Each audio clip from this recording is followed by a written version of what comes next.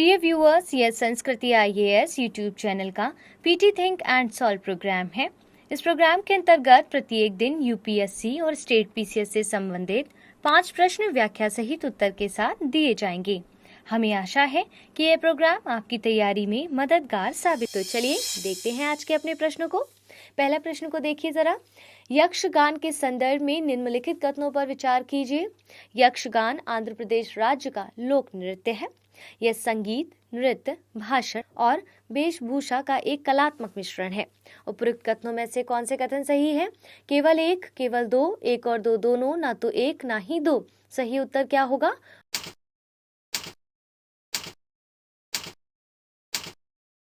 Option B. व्याख्या को देखिए। हाल ही में यक्षगान के प्रसिद्ध कलाकार साधु कोट्टारी का प्रस्तुति के दौरान हृदय गति रुकने से निधन हो गया है। यक्षगान कर्नाटक राज्य का पारंपरिक लोक नृत्य एवं नाट्य रूप है, अतः कथन एक सही नहीं है। इसमें संगीत की अपनी शैली होती है जो भारतीय शास्त्रीय संगीत की कर्नाटक व हिंदुस्तानी शैली से भिन्न है। यह नृत्य, संगीत, भाषण और वेशभूषा का एक समृद्ध कलात्मक मिश्रण है।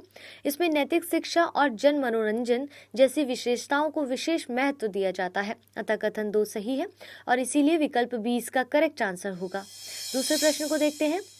दरवाजा गैस क्रेटर अवस्थित है तुर्कमेनिस्तान, इटली, वियतनाम, क्यूबा।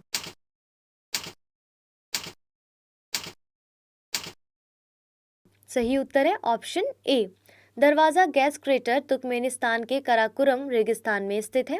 इसे गेट्स ऑफ हेल के नाम से भी जाना जाता है। गौरतलब है कि 1970 के दशक में गैस ड्रिलिंग की असफलता के कारण भूमि के एक टुकड़े के नीचे धंस जाने से इस विशाल गड्ढे की उत्पत्ति हुई है।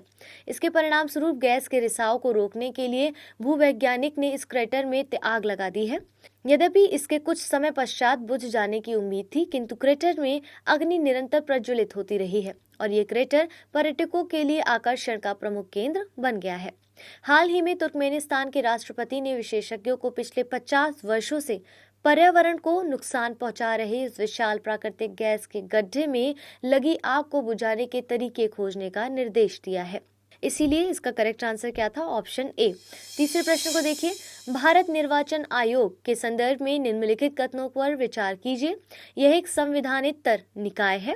यह देश में लोकसभा, राज्यसभा, राष्ट्रपति, उपराष्ट्रपति तथा राज्य विधानसभाओं के चुनाव का संचालन करता है तथा इसके द्वारा राजनीतिक दलों को चुनाव चिन्ह का आवंटन किया जाता है। उपयुक्त में से कौन से कथन सही है? केवल 1 और 2, केवल 2 और 3, केवल 1 और 3, 1, 2 और 3। करेक्ट आंसर क्या होगा?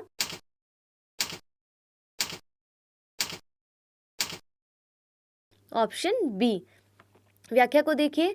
निर्वाचन आयोग ने हाल ही में पंजाब के पूर्व मुख्यमंत्री अमरिंदर सिंह द्वारा गठित नए राजनीतिक दल पंजाब लोक कांग्रेस को पंजाब विधानसभा चुनाव में भाग लेने के लिए हॉकी स्टिक के साथ बॉल चुनाव चिन्ह प्रदान किया है।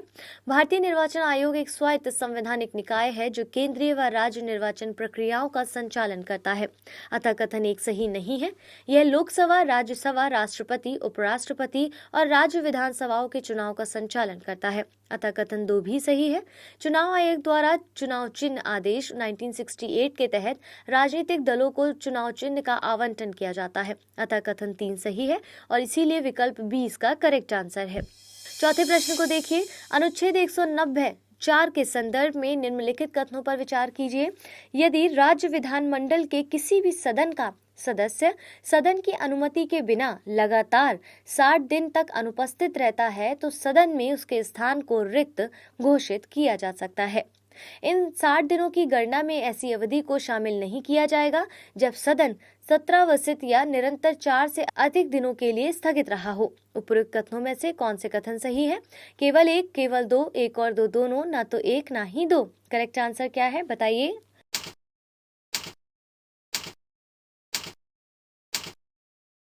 Option C.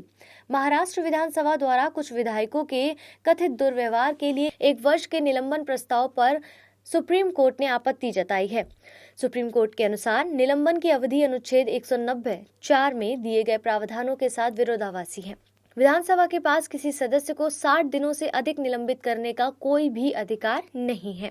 संविधान के अनुच्छेद 190(4) के अनुसार यदि किसी राज्य विधानमंडल के किसी सदन का कोई सदस्य सदन की अनुमति के बिना लगातार 60 दिन तक सभी अधिवेशनों में अनुपस्थित रहता है तो सदन उसके स्थान को रिक्त घोषित कर सकता है और इसीलिए कथन एक सही है।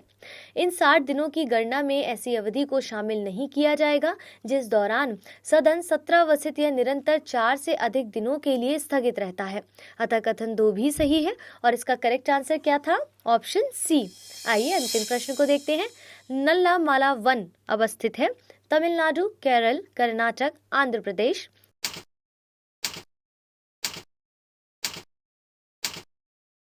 सही उत्तर है ऑप्शन डी, यानी कि आंध्र प्रदेश में ये वन अवस्थित है। हाल ही में नल्लामाला वन क्षेत्र एक बाघ की मृत्यु के कारण चर्चा में रहा। हालांकि अब तक बाघ की मृत्यु के कारणों की पुष्टि नहीं की जा सकी है। नल्लामाला पूर्वी घाट का एक क्षेत्र है जो आंध्र प्रदेश राज्य के रायलसीमा क्षेत्र और तेलंगाना राज्य के नागर कुरनूल जिले की पूर्वी सीमा पर स्थित है और इसीलिए इसका करेक्ट आंसर क्या था? Option D.